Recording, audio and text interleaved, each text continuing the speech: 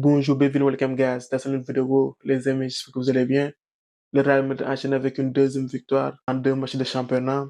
Les hommes de Xabi Alonso ont battu Oviedo 3 buts à 0 grâce à un doublé de Kylian Mbappé et un but de Vinicius Junior, qui est aussi l'auteur d'une passe décisive.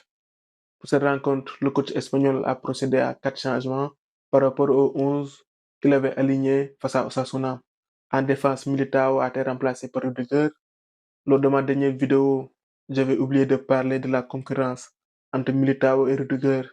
Rudiger était suspendu. Pour cette rencontre, il est de retour.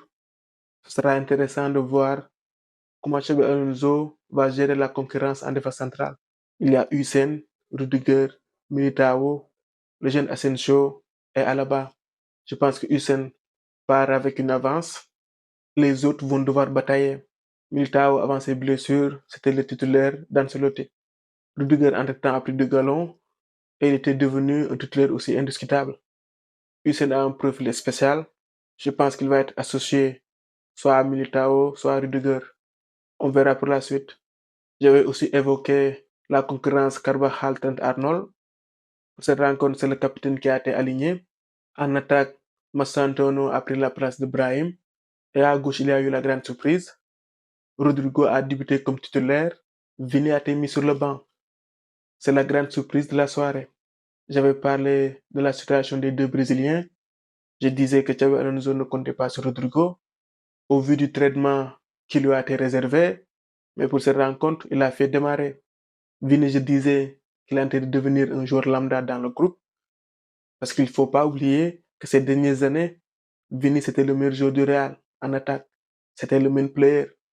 Il a gagné 2 Ligues des Champions avec Madrid, où il a joué un rôle clé, notamment avec 2 buts en 2 finales. J'avais pointé du doigt que depuis la Coupe du Monde des clubs, il sortait à chaque match. Et pour cette rencontre, Xabi Alonso l'a fait débuter sur le banc. Je ne sais pas si c'est pour le piquer dans son orgueil ou peut-être qu'il a fait jouer la carte de la méritocratie.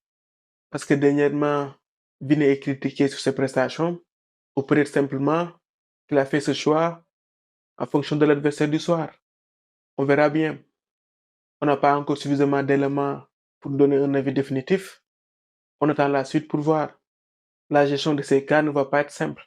Rodrigo, à sa sortie, il a montré quelques signes de frustration. Il réalisait plutôt un bon match, mais c'est lui qui a été sorti. Cette frustration est aussi la conséquence du traitement qu'il a reçu jusqu'à là. Dans sa tête, il peut se dire que même quand je fais un bon match, je suis le premier à être sorti. Même si cela n'est pas un fait nouveau, avec Ancelotti, ça se passait comme ça. Sauf qu'avec le mystère, c'était un titulaire. Bref, on va quand même parler du match. En premier temps, j'ai vu un bon Real, une équipe dynamique qui s'est créé pas mal d'occasions. Avec un Mbappé encore une fois en feu, il est en très grande forme. Xabi Alonso lui donne une très grande liberté. Sur le front de l'attaque, pour Xabi Alonso, c'est Mbappé la référence. Il joue comme un électron libre. Et pour le moment, il le lui rend bien. 3 buts en 2 matchs. Même si ce n'est pas sur des matchs contre Osasuna ou Oviedo qu'on va juger Kylian. Mais les gars, Kylian Mbappé répond présent. L'année dernière, à pareille période, il n'était pas comme ça. On le sent déterminé, on le sent fit. Le jeune Massantuano aussi a fait une bonne première mi-temps. Il me donne des aides de Di Maria. Il a été très actif. Il aurait même pu provoquer un penalty si l'arbitre avait sifflé. Et je pense que cette action, il y a faute. Arda est en train de prendre du galon. Xabi Alonso lui a donné les clés de l'équipe. Ce soir, il est passé décisif sur le premier but de Kylian.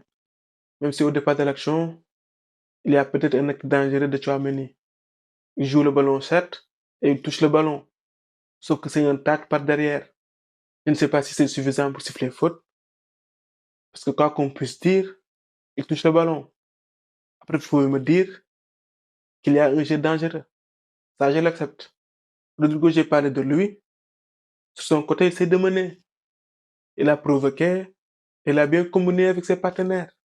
Même si sur le tableau d'affichage, ça ne s'affiche pas. Parce qu'il n'a pas marqué. Il n'a pas fait de passe décisive.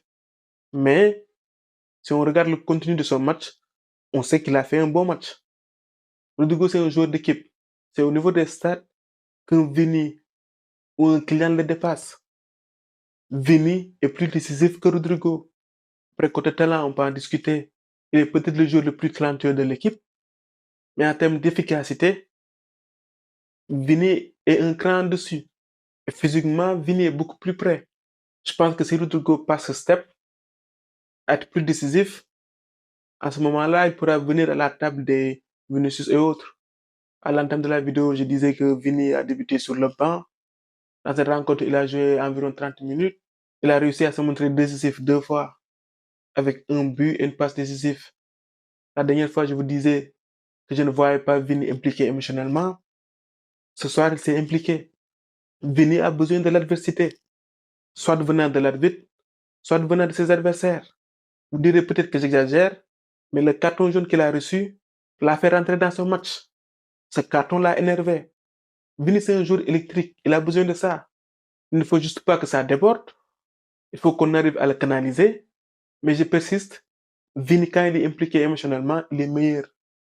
C'est là où on voit sa meilleure version. Sur la célébration du deuxième but de Mbappé, j'ai vu Vini avoir quelques mots. Je ne sais pas si c'était destiné à qui? Aux supporters, à l'arbitre, à Xabi Alonso? Je ne sais pas. Si c'est destiné aux supporters, il n'y a pas de drama. Mais si c'est pour Xabi Alonso, c'est peut-être de la frustration. On verra bien. Physiquement, j'ai vu que l'équipe a baissé en deuxième mi-temps, même si on a marqué 2 buts. C'est peut-être dû à la préparation. On sait qu'avec la Coupe du Monde des clubs, le Real n'a pas eu une vraie préparation. L'équipe n'a pas eu le temps de faire des matchs amicaux. Et en ce début de championnat, ça peut se voir. Le Barça s'est fait peur. Le Barça a été mené 2-0 sur la pelouse de Levante. C'est le même Barça que la saison dernière. Il n'y a pas de changement. Il y a eu certes le départ de Inigo Martinez, mais c'est la même philosophie. Avec toujours cette ligne de défense haute qui peut se faire avoir sur des transitions rapides. Et ça a été le cas face à Levante.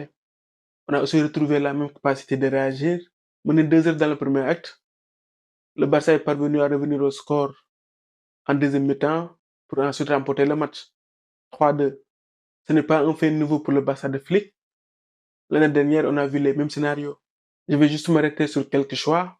Sur les 2 rencontres jouées par le Barça, au poste de latéral droit, c'est Eric Garcia qui a été titularisé à la place de Jules Koundé.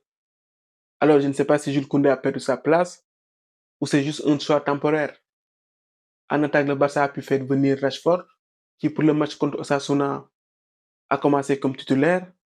Rashford n'a pas encore trouvé sa place sur le terrain. Il découvre un nouveau football.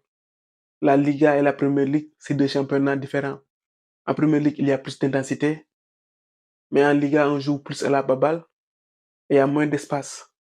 Et quand tu joues au Barça, il faut s'attendre à des blocs bas, ce qui veut dire que tu auras moins d'espace. Il doit s'adapter au football espagnol et au football du Barça. Cette équipe a déjà des leaders, que sont les Lamine Yamal, les Rafinha et autres. Dans la difficulté, ils vont plus chercher ces joueurs. À lui de s'adapter. Olmo lui aussi a 2 fois débuté sur le banc. Pour le premier match du Barça, Flick avait aligné Fermin Lopez. Et pour le match face à Osasuna, c'est Rafinha qui a été choisi comme meneur de jeu. Flick fait quelques changements, quelques ajustements, mais dans l'esprit, c'est le même Barça. De 2 choses l'une, Flick est dans la continuité. En théorie, son équipe va être plus huilée. Les joueurs connaissent déjà sa philosophie. Ils ont déjà les bases, ils ont les repères.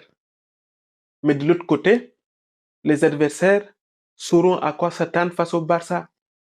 Ils auront plus de préparation. L'année dernière, on pouvait parler d'effet de surprise, mais cette année, ça ne va pas être le cas. Les équipes seront préparées.